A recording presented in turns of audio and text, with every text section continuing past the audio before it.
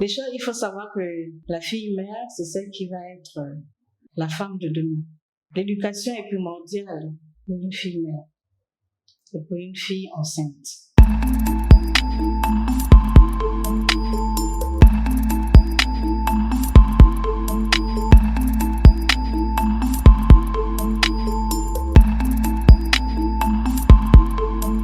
Nous avons eu une formation au cours du mois de juin, du 14 au 18, sur l'accompagnement des filles mères, des adolescents et des filles enceintes. La formation s'est basée sur plusieurs points, sur les maladies, sur la psychologie, sur la santé. Nous avons été formés là-dessus afin d'encadrer ces filles mères, élèves et ces filles enceintes dans les établissements scolaires.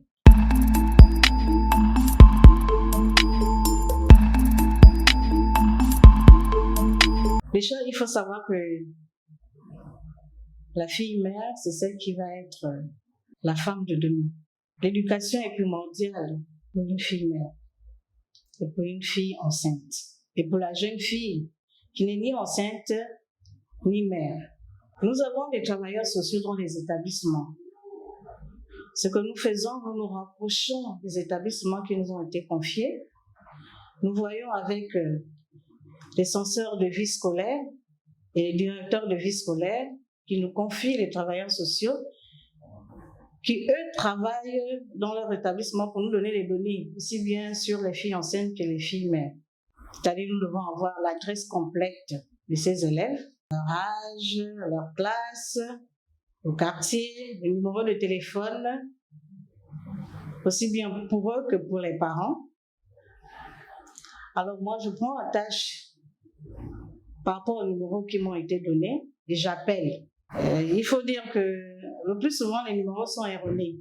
Mais lorsqu'on tombe sur la personne, qu'est-ce que nous faisons? Nous présentons le projet pour dire à ces derniers, que ce soit le parent ou la personne cible qui est la fille mère ou la fille enceinte, l'élève, de dire que nous avons un objectif et cet objectif, c'est de vous emmener à ne pas abandonner vos études, quelles que soient les difficultés, quelles que soient les épreuves.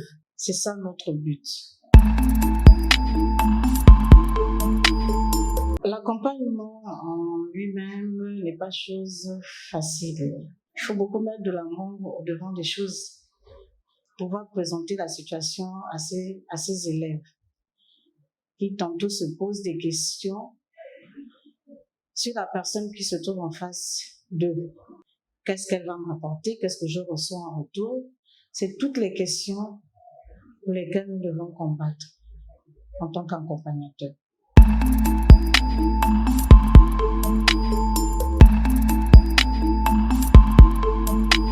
Elles se sont dans une situation de détresse et d'angoisse.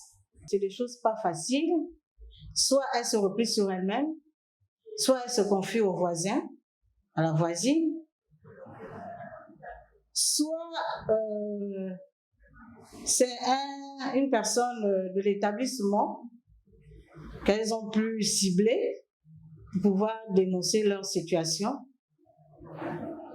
Et quelquefois, elles vous demandent même n'en parlez pas, parce qu'elles se disent, je vais toujours bien faire les choses, maman ne comprendra pas, ou papa ne comprendra pas, ou l'environnement dans lequel je suis ne pourra pas comprendre et m'accepter. Les collègues, le regard, c'est souvent assez difficile.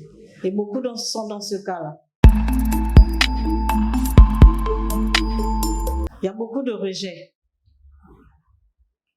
Je pense celle avec qui j'ai pu avoir attache avec la mère. La maman, quand je m'entretiens avec elle, elle dit, moi je serai pas là pour elle parce que j'ai un travail. Je peux pas abandonner mon travail pour garder son enfant ou pour être tous les jours à l'écoute de ses mots. De faisant, elle a pu comprendre à la fin qu'il fallait qu'elle accompagne sa fille. Parce que beaucoup se reposent sur leur enfant dans le travail scolaire. Et lorsqu'on a un enfant qui a fait un parcours sans faute et qu'on se retrouve devant une telle situation, c'est pas facile de l'accepter. Le parent se replie souvent et dit qu'est-ce qui s'est passé? Qu'est-ce que je n'ai pas pu faire? Qu'est-ce que je n'ai pas remarqué? Où j'ai failli? Alors, c'est toutes ces questions. Alors, nous devons ramener les parents à comprendre qu'il y a des choses qui arrivent et qu'ils ne sont pas souvent, comment dire, coupables de ces choses-là.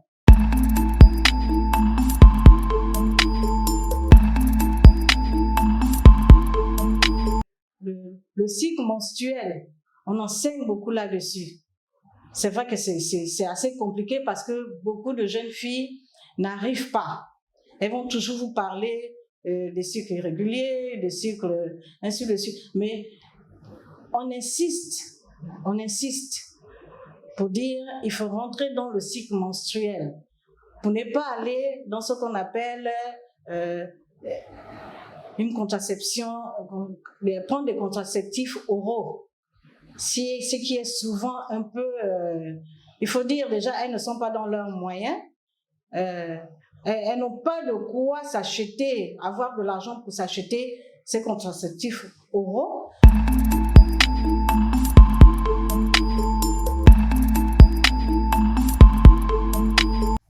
Il y en a qui rentrent bien en ligne, mais c'est une minorité. Je loue vraiment, comment dire, l'accompagnement que je fais avec une élève du lycée Lombard, où le parent adhère et la jeune fille elle-même, elle adhère. C'est pas souvent facile. C'est pas souvent facile d'avoir des cas comme ça.